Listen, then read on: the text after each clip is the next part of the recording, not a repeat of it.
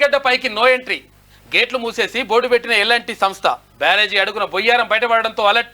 50 మీటర్లకు పెరిగిన గుంత సైజు, లోపలికి మీడియా రాకుండా అడ్డగింత. ఇంకా ఎన్ని లోపాలున్నాయోనని అనుమానాలు వ్యక్తమవుతుంది. పనిగల మేస్త్రి పందిరేస్తే కుక్కతో గూలిపోయినట్టుగా కేసీఆర్ కలల ప్రాజెక్ట్ అంటే మేడిగడ్డ 50 బ్యారేజీ అడుగున బొయ్యారం ఏర్పడదడం. ఇంత పెద్ద ఉంటుంది అయిగాది 50 మీటర్ల కంట 50 మీటర్లు పెరిగిందట సైజు. 50 మీటర్లు నలుగురు పడతారట ఆ పొక్కల. 50 మీటర్లు అంటే ఎంత అంటే లోపలికి ఇంకా మొత్తం 50 మీటర్లు లోపలికి వెళ్ళిపోయింది. ఇది కేసీఆర్ కట్టిన కటకమయ్య. ఏమైంది గింత కదిలితే ఏమైంది, పర్రెపడితే 50,000 మంది రైతులతో పోతా అని చెప్పినగా కేసీఆర్ పో. ఇగో మేడిగడ్డ బ్యారేజీ దగ్గర ఎల్ఎన్టీ సంస్థ నిషేధాజ్ఞలు విధించింది. గేట్లు మూసేసి బ్యారేజీ దగ్గర నో ఎంట్రీ బోర్డును ఏర్పాటు చేసింది. అనుమతి లేని వారికి నో పర్మిషన్ రాసిపెట్టింది.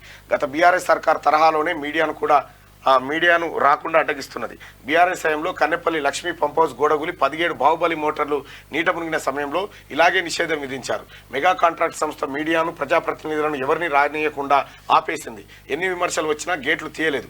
ఇప్పుడు ఎల్ఎన్టీ కాంట్రాక్ట్ సంస్థ కూడా పాత పద్ధతిని అవలంబిస్తుందని చర్చ జరుగుతూ ఉంది. ఇప్పుడు ఎల్ఎన్టీ సంస్థ కూడా ఎవరిని రాణిస్తలేదు అక్కడికి. అంటే కేసీఆర్ కట్టిన కటకంతో ఓనాడు బస్సులేసి బయట రాష్ట్రాల నుంచి తీసుకొచ్చి చూపించిండు. ఏం పాడైంది మేడిగడ్డ. నేను మొత్తుకున్న మొర్రో 2016-17 నుంచి ఇది మనని జాదాదరా నాయన, దీన్నే మనం జాదాలని చెప్పిన. ఇలా ఫలితం వస్తూ ఉంది. 4 గేట్లు కట్ చేయాల్సిందే.